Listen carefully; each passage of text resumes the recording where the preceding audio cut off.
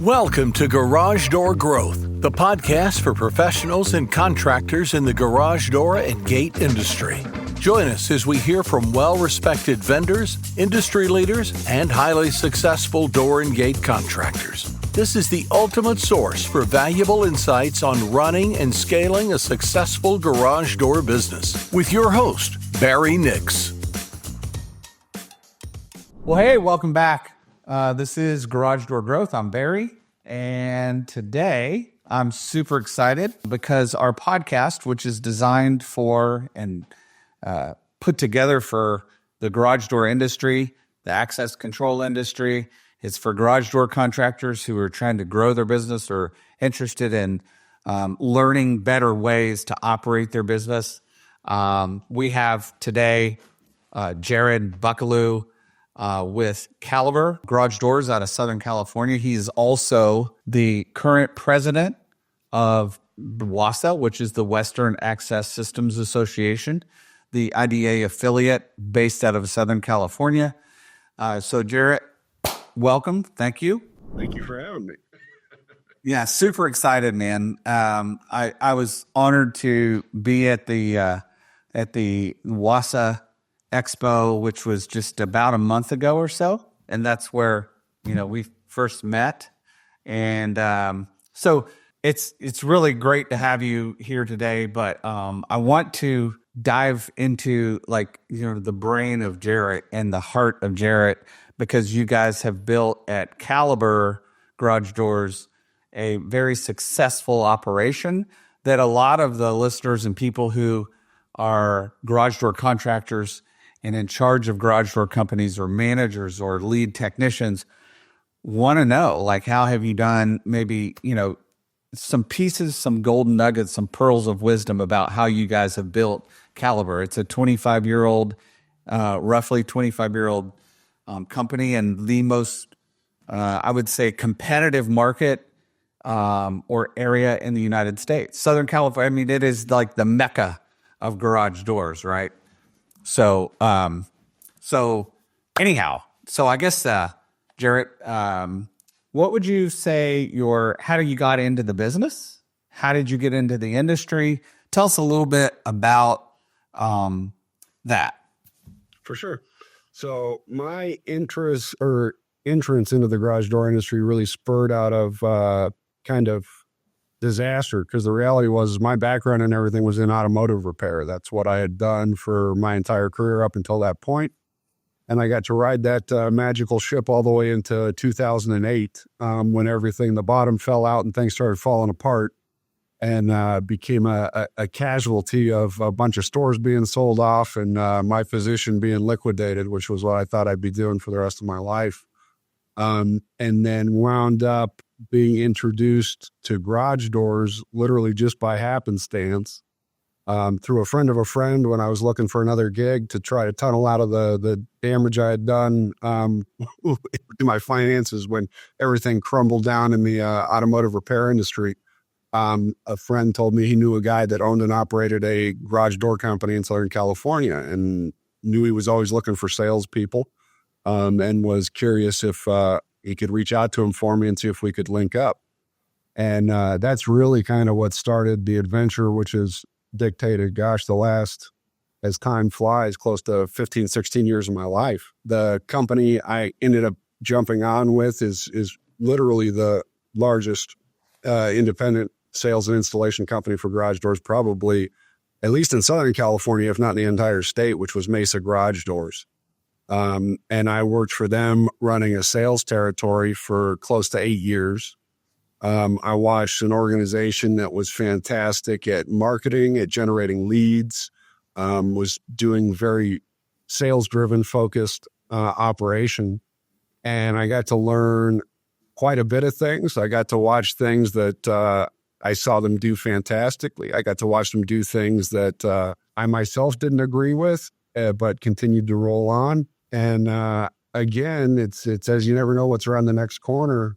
Another mutual friend comes back to me farther down the road, another guy that I'd known in the garage door business, and goes, "Hey, I have a friend of mine that owns and operates another garage door company. He's getting older, is trying to look for an exit strategy, and had mentioned he was looking for younger people that were excited about the industry. And he goes, I think you guys ought to meet. And that's when I came and sat down and got to meet Bill, my partner now over at Caliber Garage Doors. And we found out, a couple of guys, separated by lots of years in age, but see eye to eye and communicate properly. And that's where this segment of my career has come out of, and jumping from just getting out there to try to sell them and taking my opportunity to take what I learned and try to use the good things and try to get rid of some of the things I didn't like. And sometimes all I did was gain an understanding of why things I didn't like were happening. But at the end of the day, I think we've done a decent job of expanding Caliber and taking the industry in a direction that's fun to be a part of. Clearly, you guys have survived, a quarter of a century through the highs and the lows, through COVID. If you can make it through that time period you've made it through in Southern California, the garage door industry, that's a success all within itself. But would you say there are any defining moments for Caliber that has sort of shaped the company to what it has become today outside of you becoming a partner? Yeah, definitely. My partner, Bill, navigated through, like I said, my career shift happened in 2008 as the whole world came crashing down, and he was running a garage door business in the middle of all that and managed to survive it. So, I have a partner that's got an understanding of operating a business on a cash flow basis and how to navigate difficult and interesting times. That's proven to be an education to me that is paid dividends beyond what I ever expected. And we did it together, then ended up getting to run into this COVID thing, which was one of the strangest experiences I've ever gone through, where when the world shuts down in 2020, we thought we were hosed and battening down the hatches and getting ready for, hellfire and brimstone, to being one of the few businesses that was allowed to remain open in California. And then spurred by the COVID money that got passed out, one of the busiest and wildest times I think we will probably ever see in the industry, based on people's cash positions at home.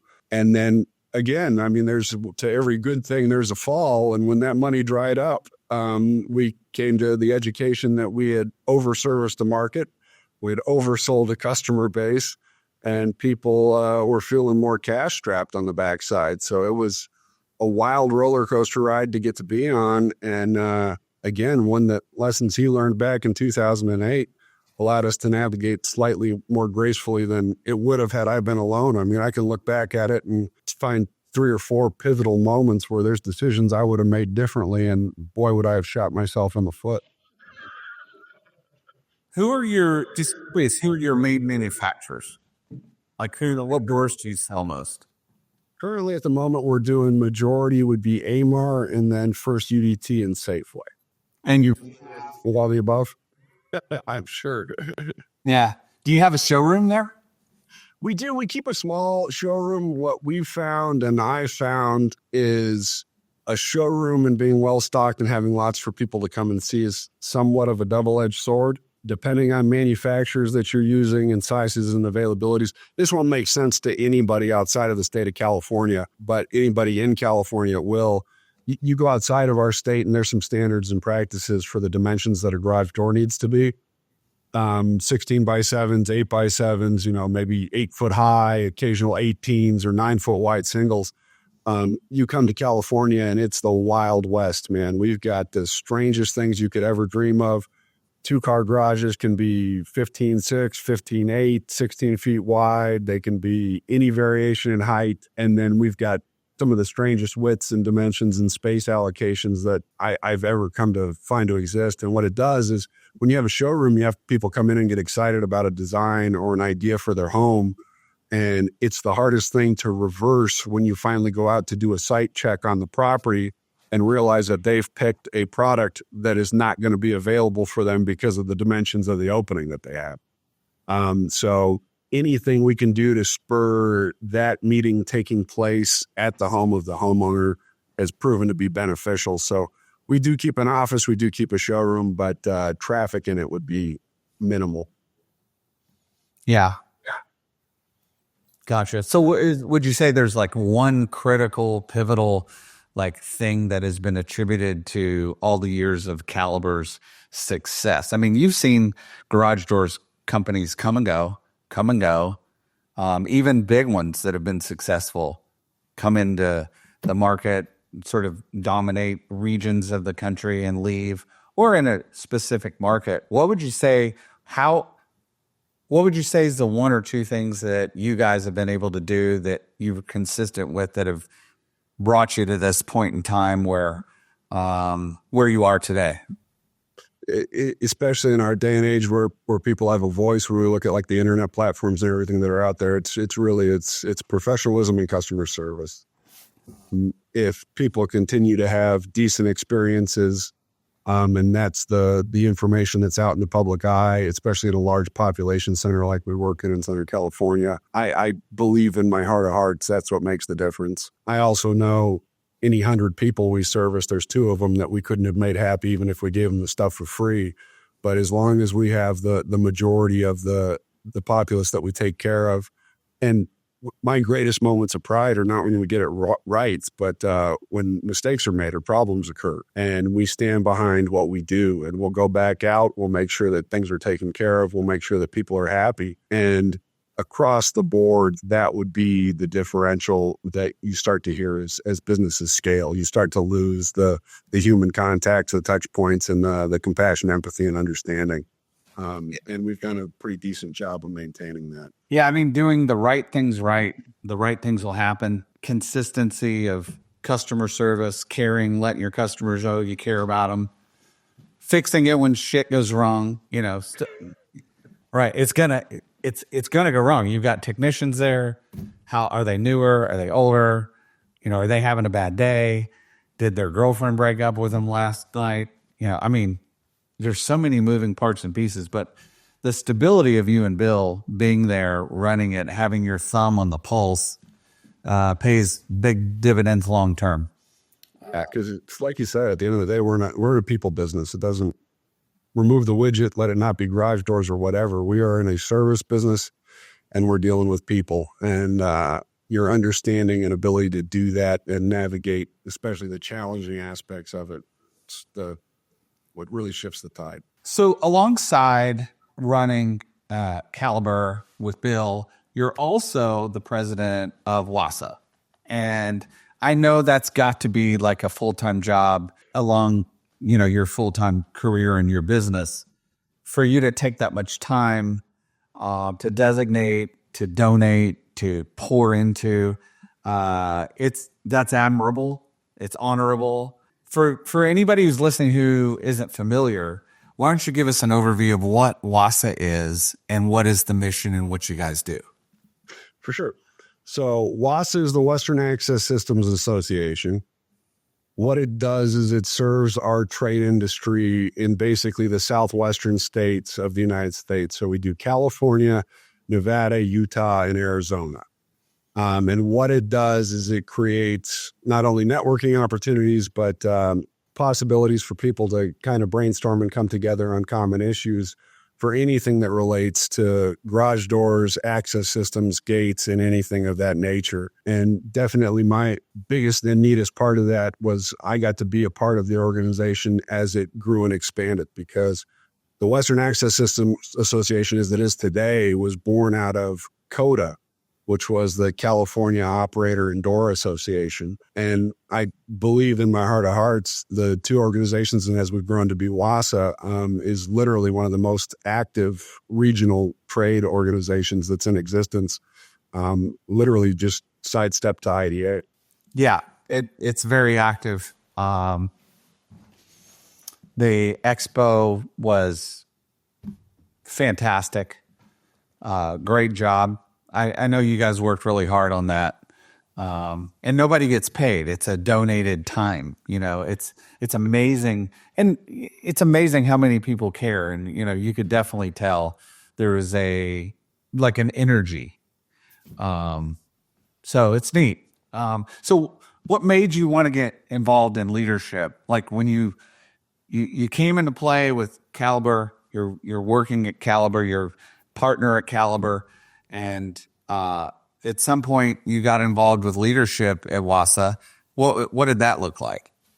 It's a funny story, Barry, because if there's anything in the midst of coming in here and trying to take control and get Caliber doing what I wanted to do, it was the last thing that I wanted any involvement in. And again, the wisdom of people that have come before me really painted the picture. And I mean, if you want to go real far back in time, back to the California Operator and Door Association days, my partner, Bill Hague, had participated in that organization and was the president previous.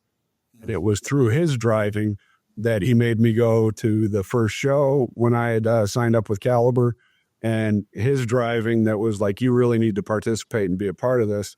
And I can tell you, Barry, all the way up to me becoming a member of the board, I did it all begrudgingly because I didn't understand the importance or the impact that it would have on my career and my business. And, you know, today I'd sing from the rooftops, anybody thinking about trying to be involved with it or not understanding what it is.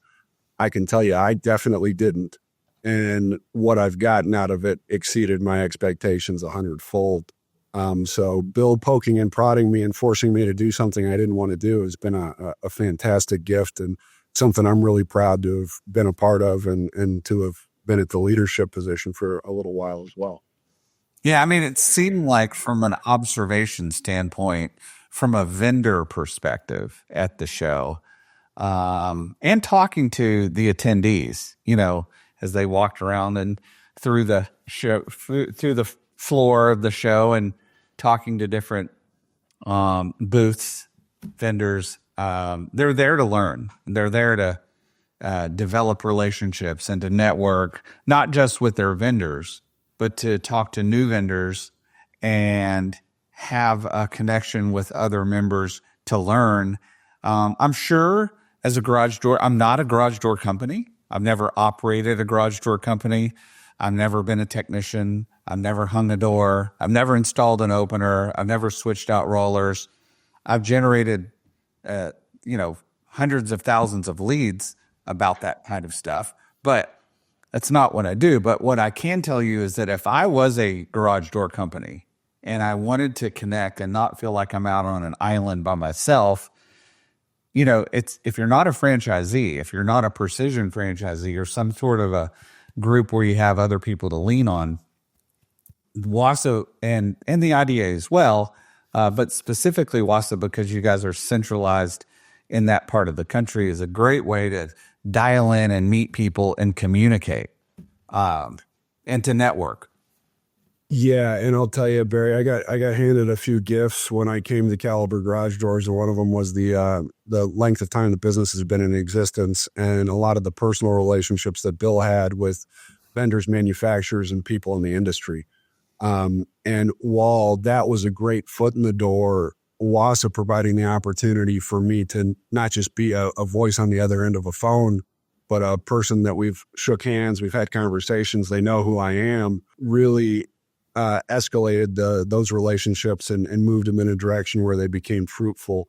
And, you know, hindsight now looking back, if I was coming into this industry or on a startup basis and wanting to understand more, see more, meet more people that could help me in operating of my business, that annual trade show and the connections I've made through the organization it's unparalleled. I can't think of, and especially boots on the ground in the area that I service. I mean, I love IDA too. I mean, you can learn about all the new, latest, greatest and everything else, but you've got, you know, worldwide representation. Whereas in my regions, my areas that I service and the representatives from the organizations that I work with, I'm on a first name basis with all of them and know them on a personal level and they know me. And the notion that those things don't bear weight in our day-to-day life and how we operate our business, I think is a fallacy. So somebody could come in cold and try to motor their way through it. But I laugh, and I've told Bill in confidence in a few times where I wanted nothing to do with it in the beginning, yet to this date, there has never been a WASA or a CODA trade show that I've gone to that hasn't resulted in something serious that benefited my organization and company. Wow. That's big. I mean, as little as it costs to be involved in WASA, I think if you're a garage door company, a dealer, and you're not a member of WASA or whatever that affiliate is in different parts of the United States, it's probably costing you money. I believe that in my heart of hearts. It's a difficult thing to quantify or put numbers in front of somebody to make it make sense. But I mean, ultimately, this last year, we ended up signing a membership reciprocity agreement with the International Door Association, IDA. And I think it's beneficial to our organization. But what that did, which was paramount, was basically took every IDA member that was existent in our radius of service and automatically generated them a membership to WASA. So to give them access to something that they may not have known that was more central to their service area. But at the same time, it allowed us to keep our low threshold of entry membership, which if you are a dealer installer and want to join WASA and you're in our service radius and you want to check things out, it's just $99 a year for the member dues. And what that gives you access to and availability to is truly fantastic. And it's not just so much about buying access as it is supporting your industry as a whole. Because it's like you said, Barry, I'm not paid to be the president of WASA, and neither are any of the directors that we work with on an annual basis to put on the trade show. We're doing it just strictly out of a love for the industry and understanding and compassion for the people that are trying to make a living in this industry, and truly wanting to lift it up, because it really is. It's a neat thing and a brotherhood and a system that I've laughed over the years. I mean, I've watched people try to get out of our business before, and boy, does it suck them right back in. So these are relationships that will be long held and ones that I value truly. And without experiencing it or attending one of the trade shows or trying to participate and give back to the industry that's paying, our livings and taking care of our families, it's an opportunity to do that. And I can't think of any better way to do it than the parameters and systems that WASA has put in place to do it from. What would you say, like, a common challenges facing WASA members or anybody in the door industry who has a legitimate company? What are some of the challenges, and does WASA assist with that? Is there any type of support, or how does that look? Yeah, so it's a challenging question to answer, because I can safely tell you, depending on what facet of the industry you've chosen to monetize for your business, your struggles or your difficulties are going to be different. And that's what makes it challenging to put into words what are going to be the benefits that an individual is going to receive from the organization.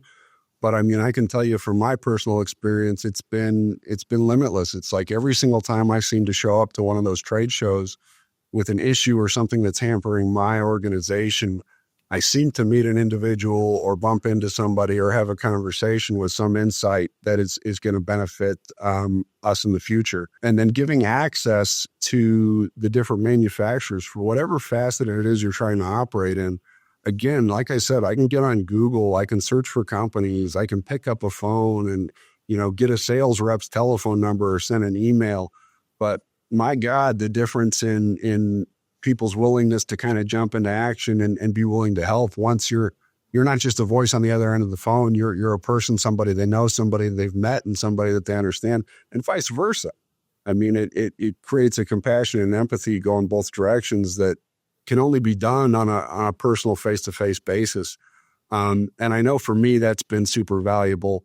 We've got lots of challenges in California with, marketing issues, what they would call a tailgater business, which unlicensed people that are trying to do things. And these organizations are the only thing that are fighting to try to, prevent situations like that, create situations where we can, legislate or push forward. Obviously, IDA is doing a lot of that on a much larger basis. So that's what was neat about the reciprocity program. I mean, they are actually working on the front lines to try to shut some of this stuff down. But it's a challenging thing and a big assignment that I think a lot of people don't realize is being done in the background by a lot of volunteers. And that's why it's something really to support, because I think that would be the bane of the majority of people is unlicensed companies, unlicensed organizations coming in, undercutting, creating challenges. And while it's something they can't fix overnight, WASA or IDA, they are the only people that are boots on the ground that are trying to make some headway in those avenues and create some legislation and things in place to protect us. And that in itself is an important thing to support. They have done a really good job this year, particularly since the helpful content update, from eliminating fake reviews out of Google and suspending listings that don't meet Google's criteria or guidelines or terms and conditions. There have been more of those removed out of Google. I have, different clients in California who just recently on a call referred to it as whack-a-mole. It's like playing whack-a-mole because you're constantly trying to report these companies, which I get. I would do the same thing too. We actually do that for our clients. Some of them, we report these fake listings and profiles in Google on behalf of our clients. I was recently accused of having some inside connection with Google. We don't have any inside connection with Google. We do have people that used to work at Google who work for us that have better knowledge of how Google works. But, to report them, it's real easy. In fact, I got a message today. A guy out of the blue messaged me on Instagram and said, how do I report fake listings of competitors that are gobbling up our lead flow from fake fake companies that don't have licenses, and they come in and steal leads from legitimate companies just like you. And that's not hard to do. But as soon as you report them, they get suspended, they pop up somewhere else, or some of them do. I'm sure that's and there's much more problems that garage door companies face other than that WASA or the IDA. I've had a conversation with Wes Perry about that specific thing. In fact, last year at the 2023 at the Fall EduCon in Milwaukee, we had about an hour and a half conversation about that. And that was the same week that on the front cover of DASMA magazine, it said something like Google and the Federal Trade Commission declare war, something like that, on the fake garage door companies on Google. And they did. And they've done a really good job at it. So that's just one thing that I know is a hot topic, but that's just from my perspective. From your perspective, being a member of WASA, to me, it seems like to have a drink with a vendor and to get to know them or have dinner or to have lunch or to be able to stand there and talk to them face to face and exchange business cards and shake their hand. It's a different level of service thereafter. Once it's a personal relationship, it's almost like in a lot of cases, a friendship that you can get better access to your manufacturer and service, especially that pays off dividends if there's a problem. If you have a customer who's got a messed up product that you've installed, and you need support from your manufacturer, timeliness and that support can go a long way in developing a relationship at the WASA show or the IDA Expo or whatever is a big part of that. Yeah, and it's not even just the manufacturing side. I mean, where I've also learned a lot of valuable pieces about what we do on a daily basis is it also puts me in direct contact with other dealer installers. And the ones I really value are the ones that are outside of my service radius. Because then we get an opportunity to bump ideas off of each other. Or I run into a challenge and have they experienced it? What are they doing to get around it? And at the end of the day, I mean, I even have close friends that own competing businesses in my service radius, and we'll regularly have conversations, are you running into this? Are you having problems? What have you been doing? And boots on the ground feedback for people that have done some things you may not have thought of, or moving in some directions you might have missed the cue to try to get onto. have also been super valuable. And I'm grateful for a lot of those relationships because it's helped me get through some speed bump situations in my career that could have been a lot more labored in trying to get through. If I was out there on the West Coast and I had a garage door company, I would get involved, and I would get involved now, and I would start developing real quality relationships with people that, benefit both. We can all learn from each other, no matter what. I don't care who it is. I can always learn from people. They can always learn from me, probably. I don't know about that part, but it was a very intimate, I would say, environment where people just care. You're all there in the same boat, trying to grow, trying to develop, trying to be not more knowledgeable and build trusting relationships with people in the industry who can further. I mean, everybody wants to make more money, no brainer, right? But how do you get there? I mean, doing what you do, Jarrett, and anybody and I'm speaking in regards to, your caliber, responsibilities, that is not easy. What you're trying to do is hard. It is difficult. You have to really want to be in the door industry. It seems like to be in it and to thrive in it and to grow and develop and flourish and be a leader in your area. If you're in, Phoenix, or if you're in Austin, if you're in Boston, if you're in Fort Lauderdale, it doesn't matter what city you're in. If you want to be one of the best garage door companies in your market area, think about these guys who have multiple market areas. It's a tall order. It's a lot of work, and I can't understand how not being associated with your IDA affiliate or the IDA is a good idea. It's kind of like mandatory. You got to get involved. But well, I mean, the greatest example is us sitting here today. I mean, would you or I have ever met were it not for that event, or the setup to have this conversation?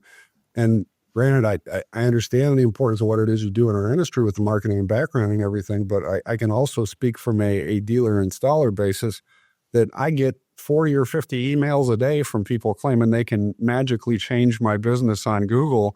Yeah. And I've become, I can't think of the right term, but it's just like you start to tone it out.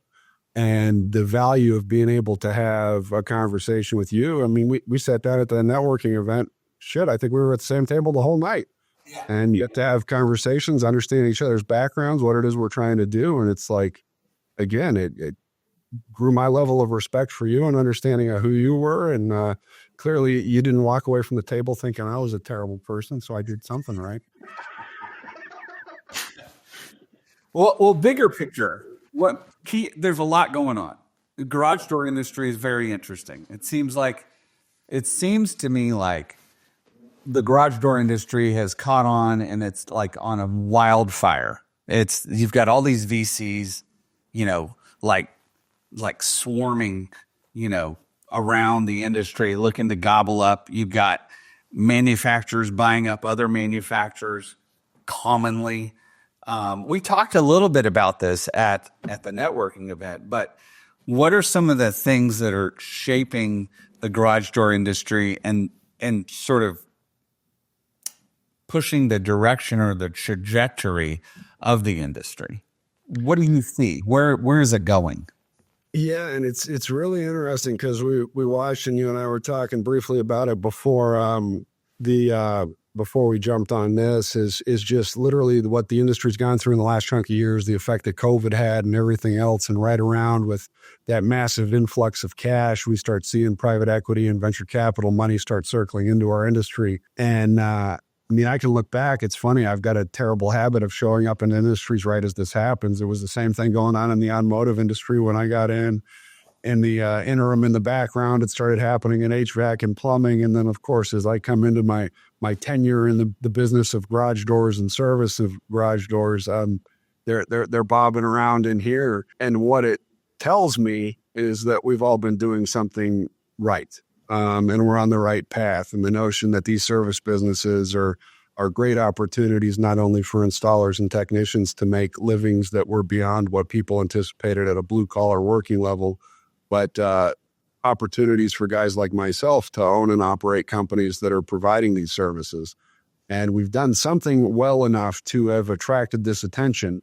And this attention is, for the moment, something I'm just looking at as the rising tide's going to raise all boats. As long as you're doing things correctly and participating and taking care of and servicing your customers in a fashion that is respectable. But it's going to be a very interesting next decade in our business, and I think we'll watch it start to transform on that level over the next 10 to 15 years, just as we've watched it do, many years ago through healthcare and hospitals, through automotive repair. We've watched it happen through insurance industries. HVAC and plumbing is pretty much moving in that direction, and we're watching it happen in ours as well. But it's going to make for a very interesting ride, I think, for all of us in the near, not so distant future, and may be a transformation in the way that we do business and operate in if we're looking out in the next 5 to 10 years. Any advice you would give to door industry,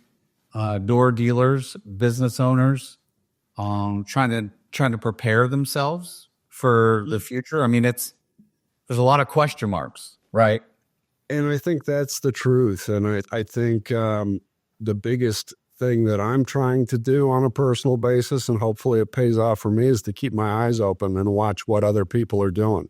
And again, things like WASA and those trade shows are an opportunity to do it. I mean, you can hear my tinfoil hat ideas on what I think this is going to do to our industry and how it's going to change. But I also want to hear everybody else's, because understanding what people are seeing in different regions, what it is our understanding is of what these companies are doing as they're coming in and putting money into our industry. These are the important pieces for what's going to be, our smartest way to navigate it and either become a part of it, or, be the feeder fish on the outside of the whale shark and just make sure we can still continue to get our pieces and keep our families and our employees fed.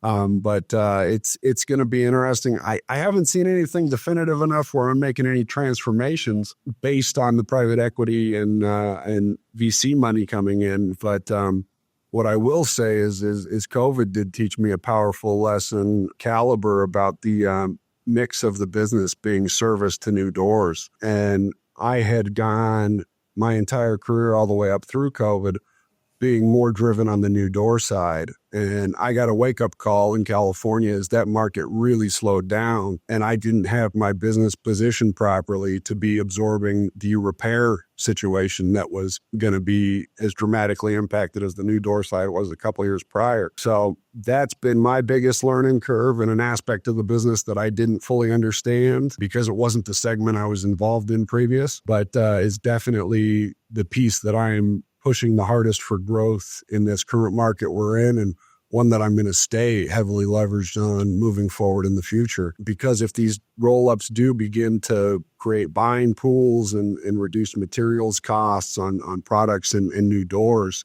I want to be positioned in a segment where I'm safe regardless of if that happens or not. And that's already happening. Yeah. It is, exactly. I haven't seen a boots on the ground affect us in Southern California yet.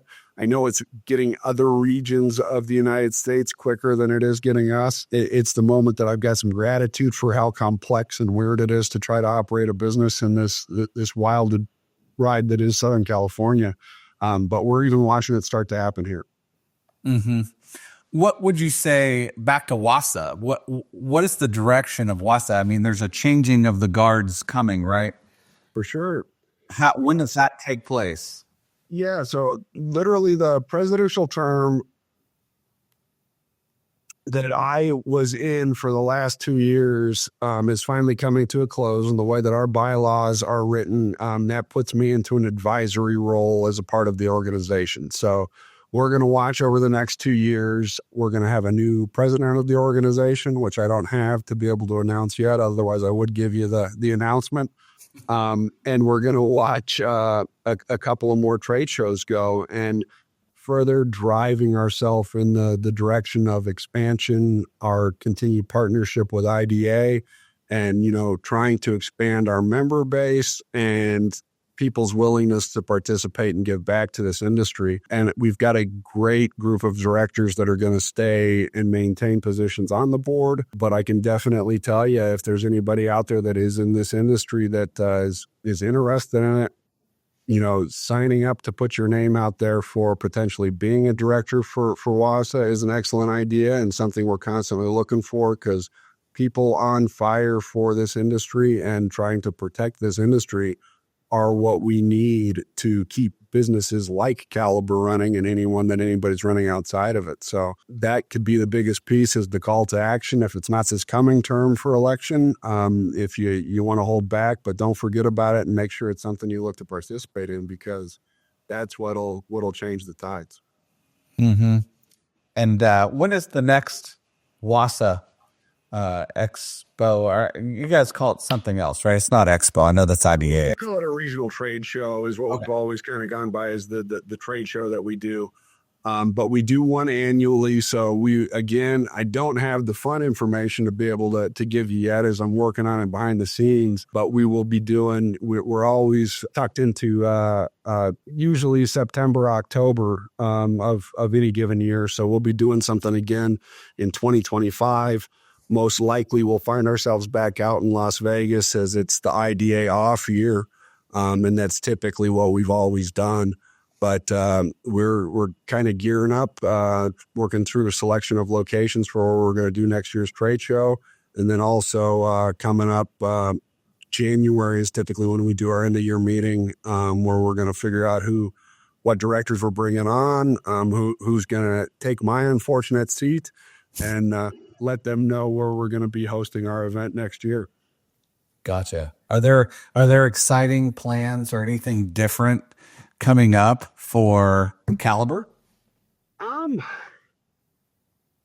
At the moment, I think what we're trying to do is just grow and scale the service side of our business, because I do believe with everything going on, we're watching the Fed finally release some of the interest rate points. We did another quarter point drop yesterday. I think if any of this begins to re-stimulate the real estate market, it's going to re-stimulate the new door business, which I'm grateful for. And that's something I've loved to participate in, but I don't want to lose focus on the important segment of our business that allowed us to navigate through the downtime, and make sure that's continuing to get my attention. But I'm looking forward to watching what's going to happen if, spending starts if people start to feel safer about money and income, and homes start changing hands again. It's always fun doing new doors, because you really do get to watch a home transform in a matter of, 4 to 5 hour installation. So that's always been a piece that I've enjoyed the most. That's really neat. You're a hell of a cool guy. You really are. I mean, just your laugh is electric. But hearing you and Bill laugh together at the same time should be like a recording or something like you would be able to play as a horn sound on a Tesla. I mean, it's the best. Especially after a couple of cocktails, it's really entertaining just to watch you guys engage with each other. It's such it's a match really made in heaven. You guys work so well together.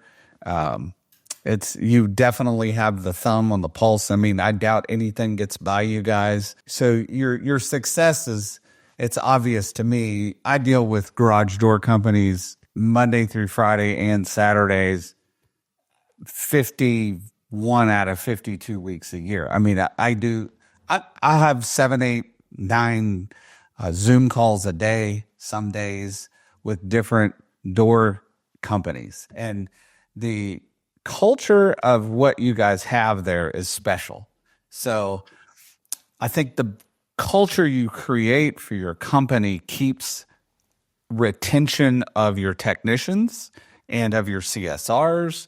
And it just provides an environment it may not always be fun, but it's a good thing. It's a healthy thing. And I think it's served you guys well. You've done a heck of a great job at it. That really means the world, Barry. And again, like I said, it's a neat thing. I'm still grateful we got the opportunity to meet, because like I said, anytime somebody comes into our industry with some fire behind them and excitement about what it is we're trying to do, it's music to my ears. And that's what was neat about the opportunity to have you come out of the woodwork. We'd never had you show up to one of our trade shows, your willingness to exhibit and purchase a booth space, and then just deliver who you are to what it is we were trying to do in WASA, and an opportunity to sit down and talk. These are the things that reinvigorate what it is we're doing, and what I'm eternally grateful for. So the kind words I appreciate, and I'm glad to be in an industry working with people like you, man. Well, I appreciate that. I found out I knew what WASA was, but I really wanted to get involved because one of my good friends is on the board, Rob, and he and Tanner are great. And even though we're direct competitors, we're very good friends and very close. And I coach them, they coach me. We work together. I mean, and that's the nature of the door industry. Talking to Rob, he's like, he's not a garage door guy either, right? I'm not a garage door guy, but the garage door industry is special. I've never seen an industry where the relationships are so tight and supportive of one another. Of one another. I'm sure, while I say that there are plenty of stories of, the opposite happening, of backstabbing, I'm sure, and of, people hating each other or whatever. But I've never met anybody who wasn't a quality individual in the industry, and it's such a pleasure to be involved in it. Just neat stuff going on in the industry, especially while it's sort of taken off like wildfire. Like it's on the backside of HVAC and plumbing, where they kind of took off and went like wildfire 15 years ago. The garage door industry is a neat, really cool place to be, especially from a vendor perspective. So I appreciate you guys having me and welcoming me with open arms. But, hats off. I tip my hat to you for WASA and what you've done with that, and the professionalism of that organization, how well things run. And I know, not just from observing from a visual and being there and breathing it, but also hearing it from Rob's perspective. It's a really cool group, and everybody should get in it who's not in it, that you're in one of those states. I would just jump on board. It just makes sense. Yeah, and I mimic that and look forward to, more people learning about us, wanting to participate, wanting to sign up, and reaping some of the benefits I found along the way. What is the website of WASA? So how would somebody call or go to the website and sign up? Where could they learn more about it? Yeah, so WASA is wasaonline.org.